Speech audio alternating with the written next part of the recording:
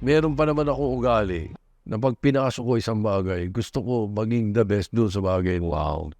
Meron akong ugaling gano'n na pagbubutihin ko. So, when I begin... So, yung gusto ko lang mabalik yung siguro, alam naman natin yung storya, pero gusto ko malaman yung feeling eh. Siyempre feeling na parang binuno nyo, pinunukanan nyo, binuhay nyo, bigla na lang aagawin sa inyo. Napakalungkot. Napakalungkot ng feeling. Parang kaming parang kaming Namatayan, no? oh, parang Videos that will make you wealthy and debt-free. Either this Chinkitan, your pambansang wealth coach, sa araw na ito, grabe. Makakasama po natin ang isang alamat. Alamat in the sense na grabe po. Pag ikaw po ay nanonood ng TV simula ng dekada 60 hanggang ngayon, grabe, ito po ay araw-araw natin napapanood. Para na rin nating nung nag-umpisa, nung pinapanood natin para siyang kuya. Kaya wag na natin patagalin, isang haligi po sa TV at sa pelikula. At ngayon, siyempre, ay kilala rin siya ng isang senator. Ay walang iba, kundi si Tito Sen. Okay. Congratulations, Tito Sen. salamat. Oh, thank you for having me. Okay, so, Bulaga naman tayo. 79.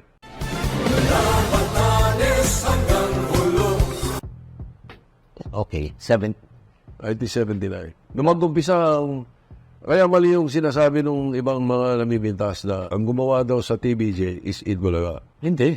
Hindi nakakaintindi yun. Huwag nagsabi yun. Sapagkat bago mag-Eat Bulaga, May TVJ na kami. Oo nga, saka meron ng... Discoraba, Yeah. School Bukol, Yeah. movies, Yes. hit na mga movies. Oo nga. Ang Eat Bulaga is just only a fruit of the, Correct. Naalagaan lang mabuti. Nahuli ang kiliti ng tanghali. We filled the void of the noontime programming. Sino yung meron na bang noon time show bago magbulaga? Wala pa. Student canteen. Student canteen ang sasapin Hindi na matindi. Ilang taon yun? Tagal nun. Sa buti binanggit mo. Doon kami galing. Ha? Nung nagdidiskurama kami, remember, Bobby Yeah. Ledesma. Ang nagsiserve ng student canteen, Bobby Ledesma and Eddie Lave. Okay. Sila rin ang hosts. Silang bida ron, Laila Benitez nga.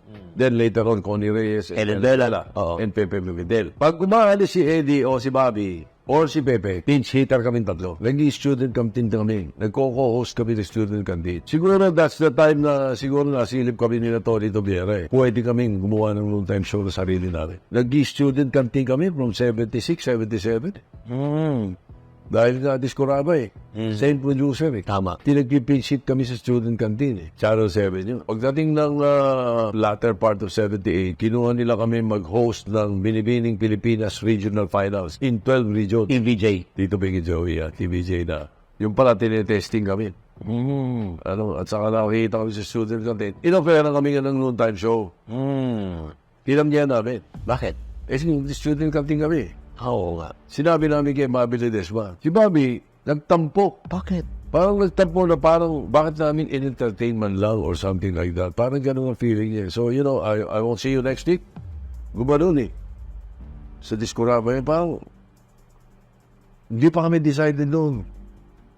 Fate has, ways of doing things, Kami dalawa ng Joey, late pa nga si Vic nung dumating, Sinasabi namin kay Vic, sabi nga ni Vic, bakit? Parang napaalis na tayo. Parang ganun Tapos nung nagsushow kami, that Saturday mismo, hindi na tumatawa si Bobby. Dati tawa siya ng tawa sa mga jokes natin. Nagtatap 10 kami, nakagano na siya kasi parang na-dismaya kami. So after 1 or 2 weeks, punta kami ni Tony Tobiera, production specialist yun hindi tape. Binoffer na sa amin yun na.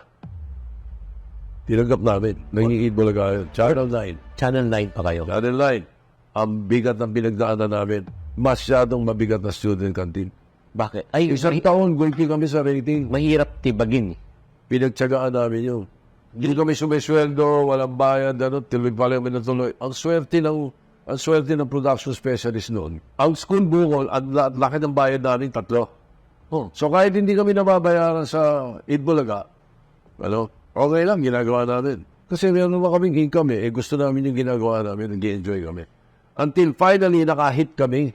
Anong taon? 1980. 1980, we were able to chip the block of student canteen. Naka-rating kami. Paano? Anong ginawa nyo? Kasi puro singing student canteen eh. Nag-dance contest kami, Mr. Macho. Ang totoo no, pinopromote lang yung village people yun. Chamba eh. Lahat ng contestant, single dancer na lalaki, na iba-ibang kanta ng village people ang gagamitin. Pato. Doon sumadsad ang student canteen. Nung makawakan namin, nahuli namin yung kiliti nung tanghali. So, yun na, doon na kami naglaro ng mga portions. Hindi pwedeng puro singing contest. Kalalausan ka. Kailan naman pumasok si Aiza nun, di ba? Later part na yun. Ano ang gagawin mo sa mga premyong matatanggap mo? Ano po, ilalagay ko po sa mga bulsa. Pero classic yun, no? Yung kay Aiza. Si Aiza, oo. Saka non-winner. Ha? Non-winner. Di siya nanalo. Hindi. Hindi siya manalo. So, paano siya? Parang Freddy Aguilar yan eh. Nung pinudyos ko si Freddy Aguilar. Paano naman yung kwento? Freddy Aguilar. Talo sa Metropop. Okay. Napikon ako. Tinuto ko plugging. Dahil ang tingin ko na siya dapat na manalo. Okay. Yan yung anak. Yan yung anak. Ikaw yung nagpasikat ang anak. Oo. Nung isilang ka sa mundong ito, laking tuwa ng magulang mo, at ang kamay nila hindi nila. Metropolitan Manila Popular Music Festival. Popular music eh. Tapos ang talo pa. Talo? Fourth place? Todo ko nga plugging, kinabukasan. Siyempre, Michael, Vice President ako head ako ng production. Nagpa-stamper kagad ako ng kopya. Pinadala ko lahat ng mga DJ. Kontrolado ko yung plugging. Pinatodo ko. Pakinggan po natin ang pinaka-hit Freddy Aguilar's Anak. Kahit po sa ibang bansa, pinapakinggan na to, Freddy Aguilar's Anak! Ito, dito nyo lang ito maririnig. Freddy Aguilar's Anak. Nag-hit. Monster hit. 1,000,000 kopyang nabenta doon. Naku. Hindi ko na matandaan. Sobrang ano yun. Pero ang record sa Pilipinas, tingnan sa Bicol, makikita nyo naman yan, saka sa Biyayan. So magkakatalo yan, hindi mga claim ng mga sino. Tingnan nyo sa Biyayan. Naglalaban yung anak at saka awitin mo, isasayaw ko. Wow. Yung awitin mo, isasayaw ko, kaya naman kasi boosted yun. Dahil nga ang side A, ikaw hit din. Pero yung anak, solo. Solo din. Solo talaga. Solo 45, solo sa international. Feeling ko doon, napakagandang kanta. Bagay sa panahon. 1978 eh. Mga droga during that time. Nirelease date ko yun, yung date ng cesarean ni Helen, papanganak si Gian. Kaisa-isa kong anak na lalaki. Siya yung ano ngayon, di ba? Vice ba? Vice Mayor ng Quezon City. Tinailer ko talaga yun. Nung ipapanganak si Gian, March 18, 1978. Pero pinaplug ko na before that. Pag-release ng plaka nung araw na yun, March 18, 1978, out of stock. O double printing ng makina ng recording company na Bicol. Grabe. Grabe yung anak. So guys, alam niyo na, 1979 nag-umpisa ang Itbulaga. At syempre naman, alam naman natin, public knowledge na yan, noong 2023. Yung faithful na araw na yung pumasok kayo at di na kayo pinaere. Which started February of 2023. Kinausap kami ng mga official ng tape. We did not realize na di pala kami kasali. Malungkot eh. Tingnan mo, 80, 81, hindi kami nababayaran. Tuloy namin. Production specialist ang producer. Si Tobiera. Si Tony Tobiera, si Romy Halusos, kasosyo. Pero hindi, wala siya sa pangalan eh. Tinignan mo, merong ibang halustos na member eh. Nalugi, sinara nila, sarado. Wala na. Nung tinayo yung tape, July 7, 1981, hindi ko makakalimutan yung date. Sinabi namin, teka muna, tutuloy natin na Itbulaga. Kayo, bali, ang magiging producer. Paano yung utang nyo? Utang sa amin, ang laki. 2 taon eh. Mga 1 year plus. Ito, hindi ko makakalimutan. Ang pagkakasabi sa amin, in so many words, ang bottom line, sabi sa amin, igagawin na lang kayong stockholder dito. Kumbaga sa kami naman, masaya na kami nung sabihin mo, tigi-tigi sa kami share. kahit one share lang. Mm. Dahil kami nagtatag dito eh. Tama. Oo, 1981 yun. 2023, pasok si Ronnie Alusor. Miniting ako sa BGC The Fort. Sama yung junior niya. Sinasabi sa akin na gustong palitan. Gusto baguhin, gustong ganito, may gustong bagong portion, may kailangan sa party list nila, or something like that. Tapos sabi ko, hindi, alam mo, hindi ganun kadali yun. Lalo na yung mga empleyado, gusto niyong bawasan ng sweldo. May problema ka sa labor. You should be cautious. Ganun pa nga pagkakasabi ko eh. All of a sudden, nakikipag-meeting na sa amin yung mga anak, opisyal nila, mga anak. Nung pina-check ko sa SEC, iba yung mga pangalan ng stockholders. Tapos talagang wala kami. Throughout these years, hindi pala nabanggit sa akin ni Tony man lang na hindi kayo kasali. Matindi investment, ano? Nagtiwala kayo eh. Oo. All the while, we never cared about the money. Tama. Ha? Umiikam pala ng 200 million na ba't? We never cared about that. Basta tumisweldo yung mga tao, sumisweldo yung mga talent fees na bibigay. Hindi namin alam, saan nila dinadala yan. Kung nakikinig ang biyaya, di alam na nila. Ha? For so many years, 200 million naman. Kasi full load eh. Diba? Oo. Lately ko lang nalaman, yung nagkakasuhan na pinaimbestigahan ko sa SEC. Pinaimbestigahan ko yung mga nangyari. Pati pag dumating sa korte, sila rin nag-submit ng mga records nila sa korte. Lumito doon, pag saan tinatanggap nila, magkano kinukuha sa stockholders advance, yung mga gano'n. Malungkot eh. Pagkatapos, pumapayag kami. April, May, pumapayag kami sa gusto nila muna na 10% across the board, bawasan muna dahil ganito. Siyempre, ano naman, hindi naman kami lalo na si Biggest and Joey, hindi naman negosyante yung mga yan. Basta may sweldo lahat ng tao ng maayos eh. They like what they're doing. Okay lang eh. Tapos biglang may mga ibang sinabi. Sa media, iba sinabi. Tapos sinasabi namin mag-aalisin na tao, yung Jenny at saka si Pucci, binabawasan 60% o 70%. O teka muna. Di ba? Pag ni-desisyon na namin to, pag-uusapan namin to. There came a time na yung pag-uusap namin hindi na maganda. So, that day na magpaplano kami ng ano gagawin natin. Ganun ang plano namin, mag-uusap tayo. Anong gagawin natin? Kaya pumasok ako. Hindi naman ako pumapasok ng weekday. So, pumasok ako, mag-uusap-usap kami. May iba pala bintang. Ano? Hindi kami pinag-ere. Nag-replate. Siguro, iba yung ini-expect sa amin. Because we could have decided na, sige, okay lang. Tuloy na muna natin. Di ba? Hindi. Diraso mo ako eh. Parang ang feeling namin, Naipit. bigla mo kami naipit dahil before mag-12 noon, alam na hindi mag-ere. Bakit?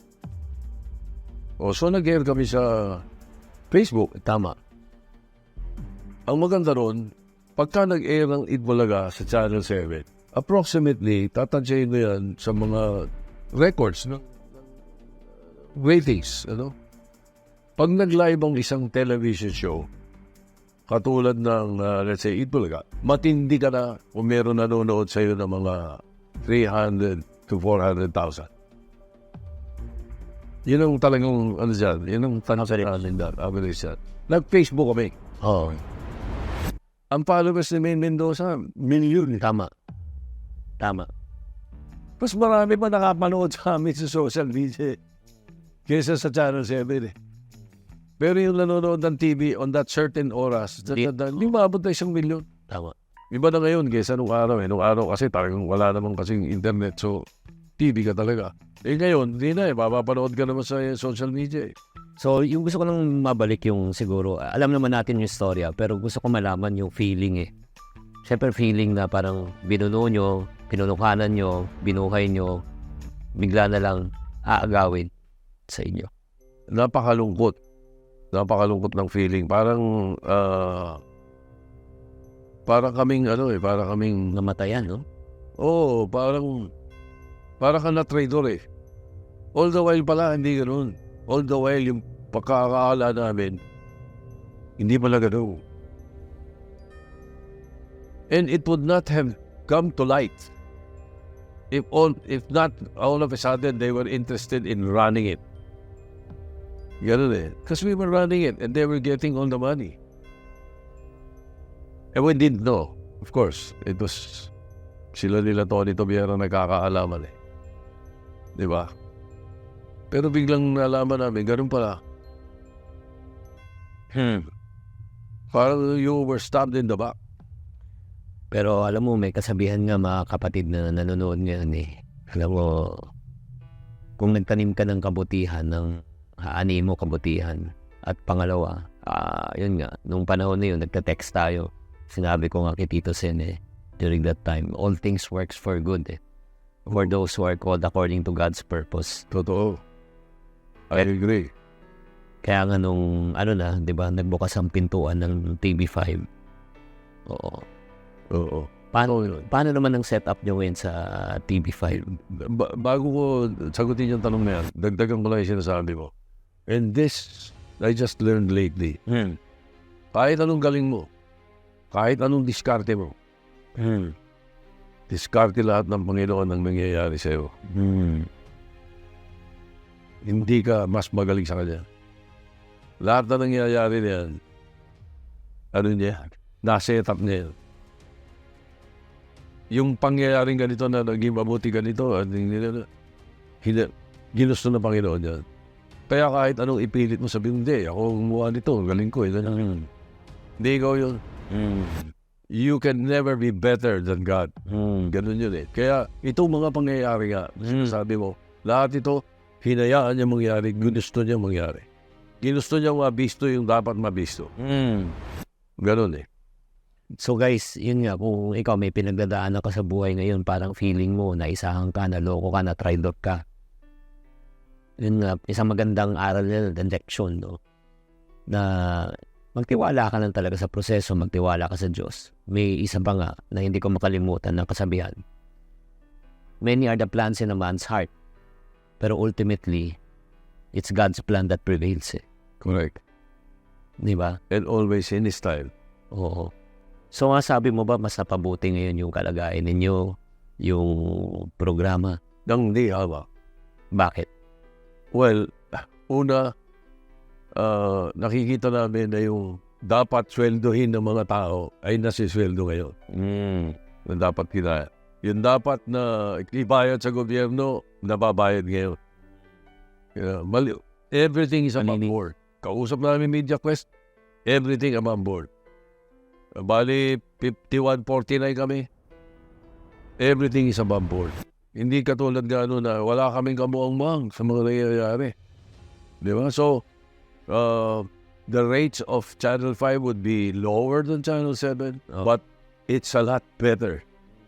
Kasi doon, napupunta sa wala. Sa ilan lang. Oh, at saka kung masipag ang biyaya, ang daming sasabit doon. Napakaraming sasabit. So masabi natin ngayon na talagang napaganda pa. Oo, talagang praise God. Talagang ginusto niya mangyari ito. Ginusto niya ito na maaaring ito nga, mas marami pang matutulungan. So ngayon mapunta naman tayo sa what inspired you naman to transition naman from acting to politics? Napakaganda ng istorya dyan. Noong 1981, papuntang 82, binili ko yung recording studio ni Maurice Albert. All the while, nangyayari lang. Yung ba yung asawa ni Becca Gonines? Becca Gonines. Oo. Yung composer ng Feelings. Nagtayo siya ng recording studio dito sa Pilipinas eh, Tasha. Nung ipakasalan niya si Becca Gonines. Waalis siya.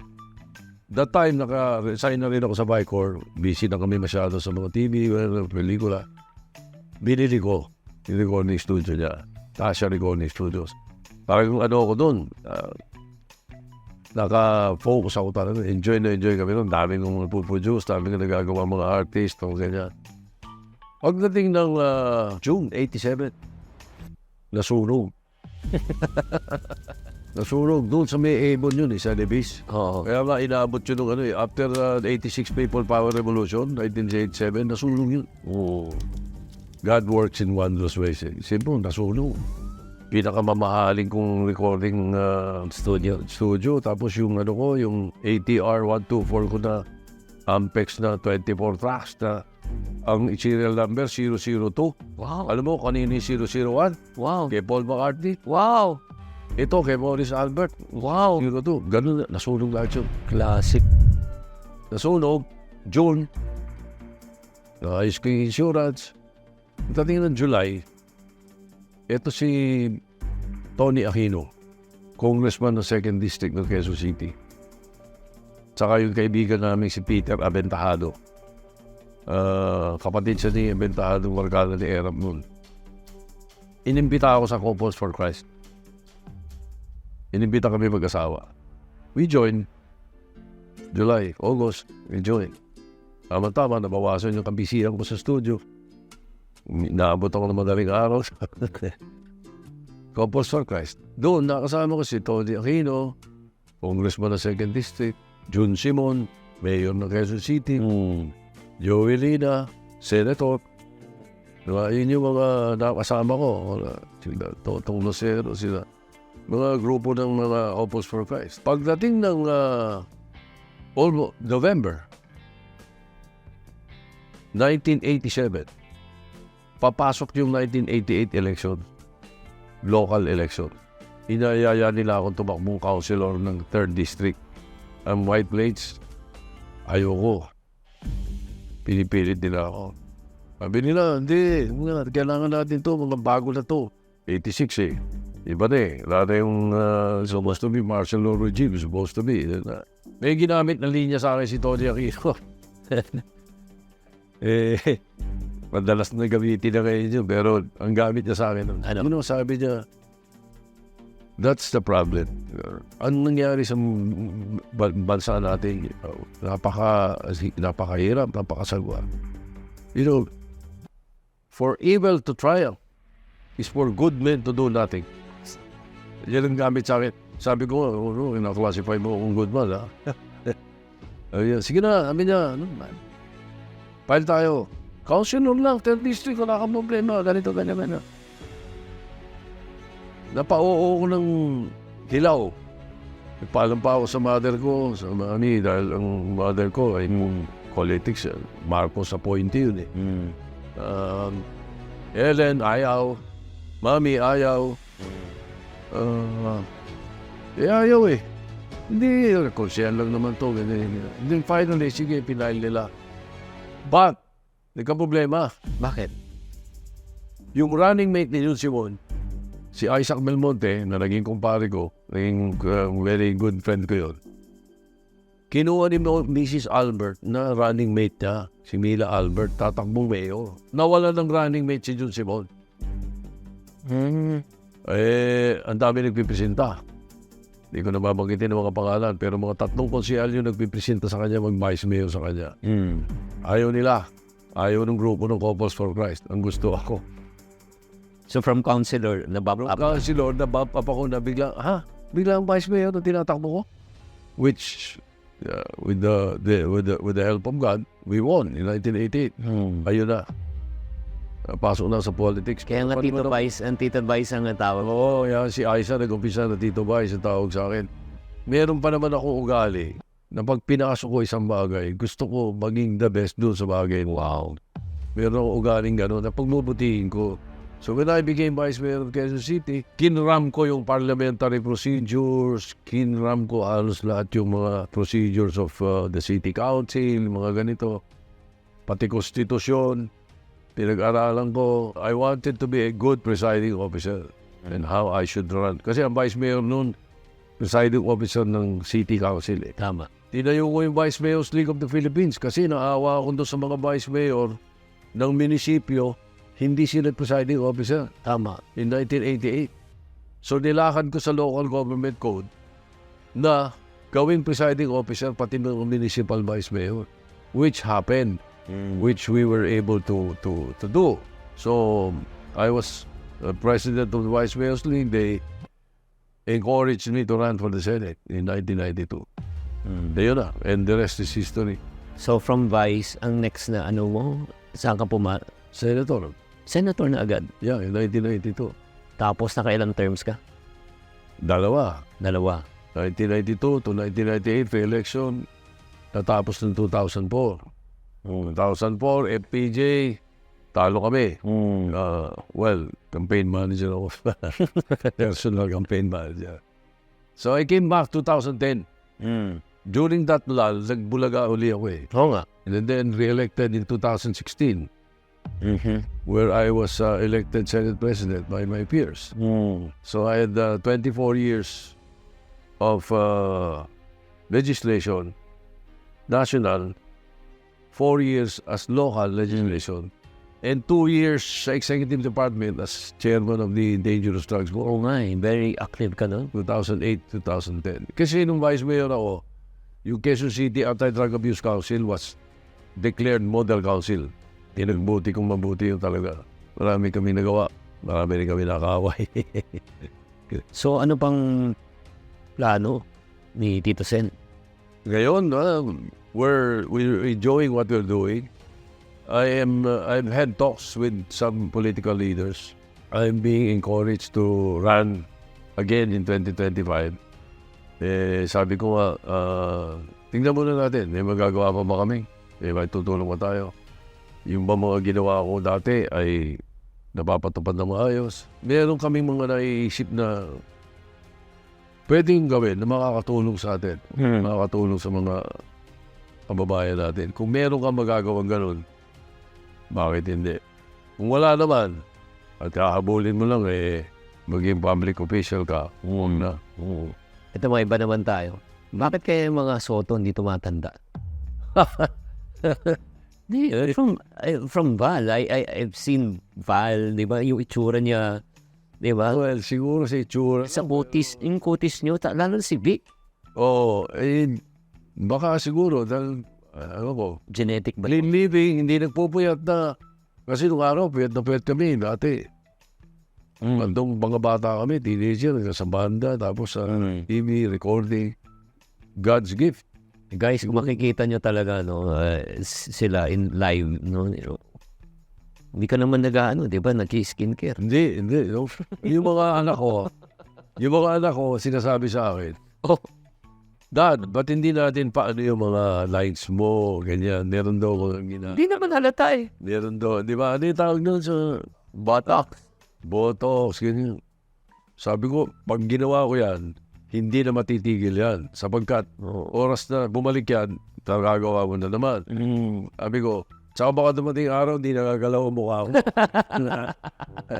Di na, yaman ako. Ano binigay sa akin ng Panginoon, yun, tanggapin ko na yan. Ito yung last part na lang natin. Tito Sen, lahat tayo nagkakamali tayo sa buhay. Ano yung pinaka-biggest money mistake? Yung, siyempre, pera, di ba? Nagkakamali tayo sa pera. Ano yung pinagsisihan mo para matuto naman yung mga nanonood sa'yo? Palagay ko yung, baka may mga isa, may dalawa na naisip ako ganyan. Hindi ko naisip ngayon. Pero siguro sa akin, napapasok agad sa akin, yung maling pagtitiwala namin nung kami, as Tito Vic and Joey, as Eat Bulaga. Biggest financial or money mistake. Yun siguro, dahil hindi namin naisip hindi namin naalagaan. Yung studio ko kasi, recording studio ko, nung masunog, nakasingil ako sa insurance Oo nga. So it could not be considered a mistake. Oo nga. Actually, As a matter of fact, now, I'm putting up my own studio ulit again. It's almost finished. It's 90% done. okay, so, yan na guys, kailangan nga, lalo na sa pagnenegosyo at sa lahat, kaibigan, kamag-anak, kapatid, kung gusto nyo pumasok sa negosyo, kailangan lahat ilagay nyo sa kasulatan. Kailangan naka-black and white. Correct. Yan, correct. That was our biggest mistake. May share pala kami, dapat asal. Kasi kung hindi nga, baka sa panahon, magkakalimutan. O if not naman, baka magdayaan. Yun nga yung nangyari. At tatandaan nyo itong sasabihin ko sa inyo. Ang taong pinakamalalapit sa atin ang pwede pang malakit sa atin. The people who you're closest to are the people who can hurt you most. Totoo yun. Although, ingatan din natin yung nakikita mo na yung Di ba? Merong aalokin ka ng negosyo, ganito. Tapos pagpapakita sa'yo na, ako, ang ganda ng kotse niya. Oo. Ang mga relo niya. Ano niya. Oo. Ganyan. Later on, yari ka. Oh, yun. Ano ka na ba? Mami ko. Oo, paano yun? Anong Mami ko nung araw, long story, pero basta nahinga siya ng investment na ganito. Na commodities ba yun or something. Tapos, ako nga, duda sa kanya. Sabi ko, ano yan? Wala yan. Hanggang sa final, wala. Nawala yun. Nawala yung na-scam yun. Ay, na-scam. Oo, yun. Oo. So, kung may mali, may maganda. Ano yung pinakamagandang investment na nagawa mo at talagang, wow, tama ang desisyon ko? Now, I cannot recall kaagad way back, siguro yung recording companies ko pero I would say now is TVJ Productions. Pag sinabi mo TVJ Productions, meron pa kami BST Productions. Meron akong BST Productions. Ngayon? Yeah, venturing into movies. Oh. Pero meron kaming recording company na siniset up.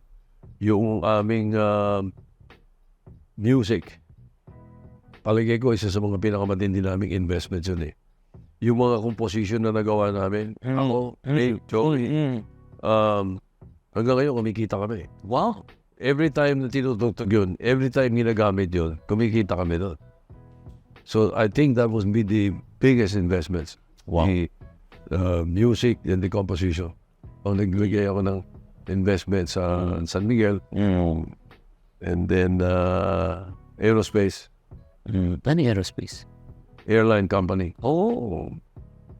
So guys, ito lang napakahalaga na kung gusto nyo pasukan, sinasabi ni Tito Sen, isang investment, pasukan nyo isang bagay na talagang alam nyo, dalubhasa kayo, may karanasan kayo. Yun sa kanila, yung sa entertainment, kahit nakapikit ng mga yan, alam na nila Alam nila yung pulso, alam nila paano magpatakbo Huwag kayong papasok sa isang pagkakataon, negosyo o investment na hindi nyo alam na pag-aaralan mo pa. Di ba? Totoo. Imbis na kumita, baka malugi pa. Oo, totoo yun. At saka pagka yung too good to be true. Oo. Naku, makinig kay Chinky. Pag sa too good to be true, delikado yun. Sabi nga ng mga bangko, pag ang interest mo nakikitain mas mahigit sa kikitain mo sa amin, nag-isip ka na. Tama. Danger. Tito Sen! Si Tito Sen ba nag-iipon? Oo. Talaga? Oo. Responsible yung gastos namin ay kung ano yung budget na kaya namin. And then do not overspend. At kung pwedeng hindi mo galawin yung iba mong income, huwag mong galawin. Nakakaipon ka. Mas mabuti yun. Well, sa edad namin ngayon, tutusin, di ba? Sabi nga nila, di mo naman mababaho sa ukay yan, ba't yung gasusin? Tama. May mga anak kami. Di ba? Siyempre, gusto mo rin, meron ka namang Maiwanan. Oo, yun na yun. Sige, challenge kita sa isang ipon challenge. Ito yung tinatawag na ipon cards, Tito Sen. Ito po, may 6 na pong cards po dito. Ba, hindi 52 Oo, 6 na po. Pili ka na isa. Yan. Babasahin ko na lang kasi walang salamin si Tito Sen Hindi, okay lang. Kaya mo? Sige. Hindi ako nagsasalamin. Good. Basa. Swerte. Retirement Age Challenge. Bago ka pa mag-retire sa age na 65 years old, dapat ay may ipon ka na. Kaya naman maghulog ng 65 pesos sa ipon box mo. So araw-araw, pipili ka ng isang card, may challenge para malaman mo kung magkano iipunin mo. Oh. Di ba? Okay. Ang masaya to. Isa pa, Tito Sen. What's the time now challenge? Kung anong oras ngayon habang binabasa mo ito, kunin mo yung numerical value at yun ang halagang iuhulog mo sa ipon box. 528. 528 pesos. 528. Oo. Di ba? Galing. Oo, masaya. So itong ipon cards, ibibigay ko. At syempre, pairam ng ipon box. Bibigyan din natin ng ipon box si Tito Sen. Okay. Akin na to, Oo, sa'yo na yan. Thank you. At ito yung ipon box. Ito, Tito Sen, ito yung E60K ipon challenge. So, maghuhulog ang tao. Kunyari, mga 20, di ba? Oo. Paghulog nila, shadan nila yon, tataraan nila yon. Lalagay mo dito, Hulog mo. oo, Maria, dito ang perang papel. Oo. Tapos 50, padami na padami. Pag nabuo mo yan, may 60,000. Tapos ang kagandahan dito, may start date, end date, para saan ka nag-iipon. Dito sumasablay yung tao eh. Kasi hindi nila nilalagay kung para saan sila nag-iipon. Oo. Kaya nagagamit sa iba. Pero pag sinabi mo, pang motor mo to, pang motor, pang travel, pang travel. Oo. Ito yung ipon box. Galing. O, bibigyan kita ng marami para sa mga stock mo rin. Pwede. At syempre naman, siyempre, ang aking book series also. May Yayamanin Book Collection. Diary of a Pulubi. Ipon Diary. Budget Diary. O, matuon mag-budget. Makawala sa utang. Paano magnegosyo. At ang ending niyan, Napakagaling ito. yayamanin. Ang gabay mo sa pagyaman at pag-asenso. Oo, Tito Sen. Galing. Thank you very much. Maraming salamat. Siguro ito na lang yung huli. Pakikuha na lang kay Tito Sen para hindi na niya hawakan.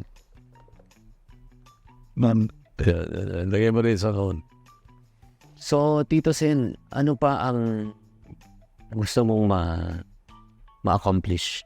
Or ano pa yung gusto mo talagang magawa sa buhay mo? Mapakabigat na tanong yan. Alam mo, siguro at this point, baka makapagbigay na lang ng inspirasyon sa mga kababayan natin, doon sa mga gustong pumasok sa politika o gusto naman na gumanda ang takbo ng pamilya. Maging inspirasyon na lang. Kami naman mag-asawa 55.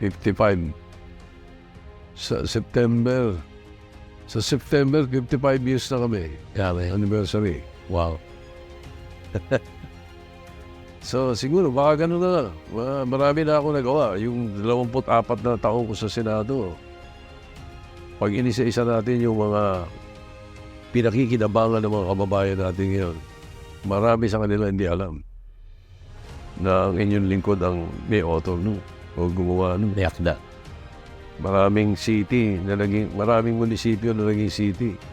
Dito lang sa Metro Manila. Yung tinitiran nila, hindi nila alam, kaya naging city dahil sa amin. Yung mga ganon, yung mga programang libre para sa mga mahihirap, yung ayuda ng bayanihan. Oo. Sa inyong lingkod lahat galing yung marami na siguro rin ako na itulong sa ating mga kababayan. Siguro, baka pwede na lang i-impart namin yung konti pa naming natitirang knowledge. Or baka makatulong pa, maka-inspire pa sa kanila. Meron kami mga gustong programa I hope you don't mind. Kami ni Senator Lacson. Meron kaming programang gustong gawin. Hindi naman kami nabigyan ng pagkakataon na magawa ito ng 2022. So, pwede kong i-impart ito kay President Marcos. Or kung magkakaroon ng pagkakataon sa 2025, meron kaming gustong gawing programa na ang pera ng bayan, ng taong bayan, ay pupunta sa kanila. Paano? Automatically. Lahat from the last 11 or 12 years, ang average na unused budget ng gobyerno at the end of the year is, if I'm not mistaken, exact figures, about 358 billion a year. Wow. Unused.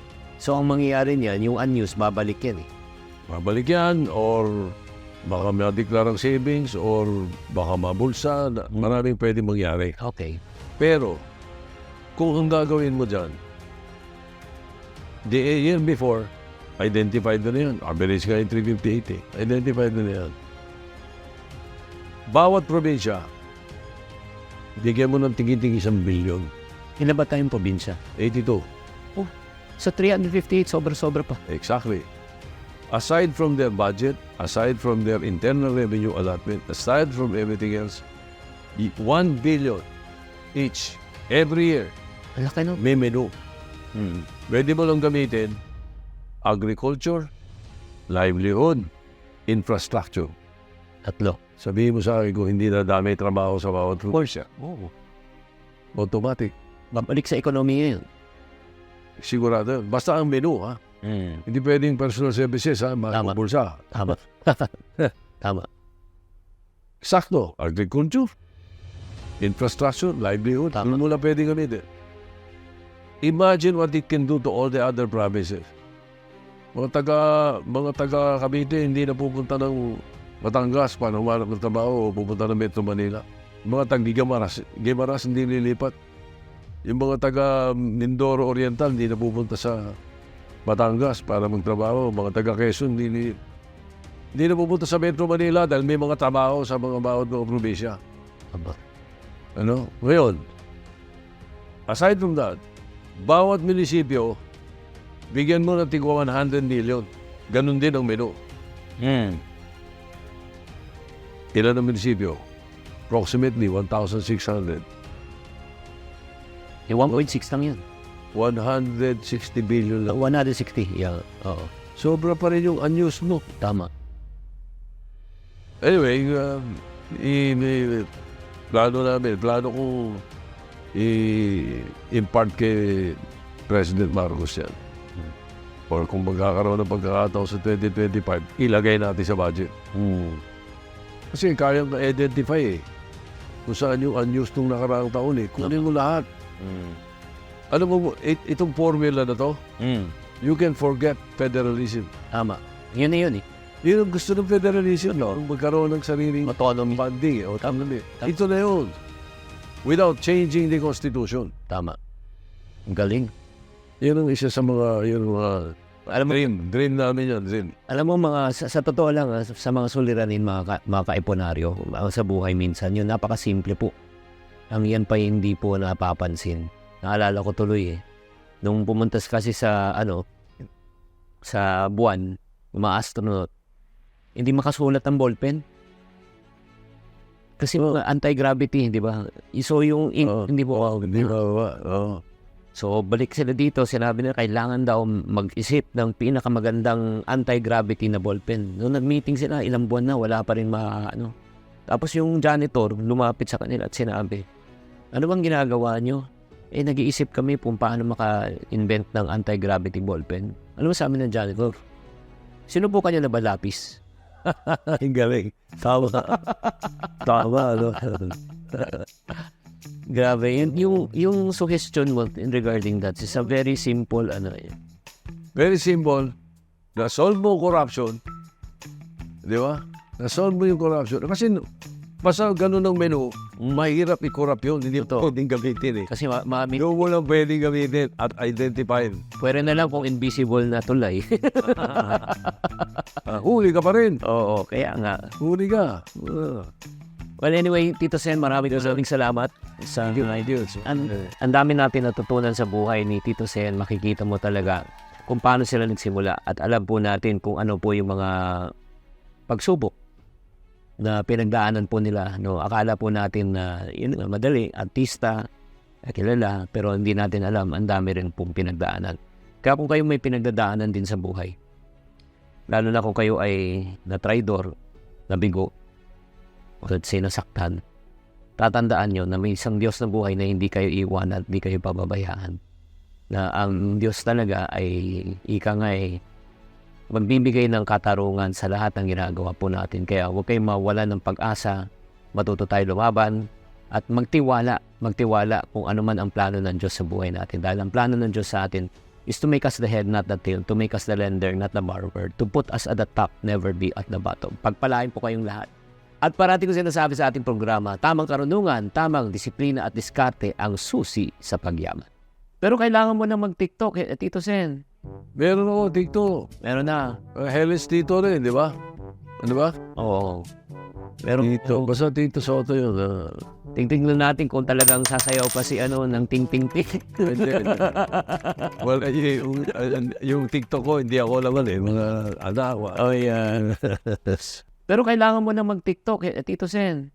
Meron ako TikTok. Meron na. Hellis Tito rin, di ba? Ano ba? Oo. Meron Tito. Basta Tito Soto yun. Tingnan natin kung talagang sasayaw pa si ng ting ting ting. Hindi.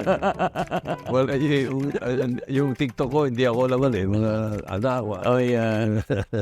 So, dumating yung time na hindi ako makapag-take ng exam kasi hindi ako bayad. So, yung ginawa ng mga classmates ko, nag-ambag-ambagan sila para makapag-exam ako. Ako kasi madaling magtiwala talaga, coach. Na to the point na hindi ko alam, nalulokon na pala ako. Hindi mo alam, nananakawan ka na pala. May mga lumalabas na produkto na hindi pala bayad. So magkano ang nawala ang pinag-uusapan natin, no? Mga almost, siguro roughly, more than 5M. At saka lahat to hiram lang, 'di ba? Oo, pinagpaguran, pinaghirapan natin, pero pwedeng bawiin isang araw ng Diyos sa ating lahat. Which is ayaw naman din nating mangyari yun. Hindi dahil nakikita ninyo na nandun na sa tugatog ng tagumpay or dahil may mga ganitong bagay, masaya na ang buhay. Minsan marami rin talagang problema na hindi inaasahan na dumadating. Parte yan ng buhay natin, mapapamilya, pinansyal, o kung ano pa man. Magtiwala lang tayo kay Lord.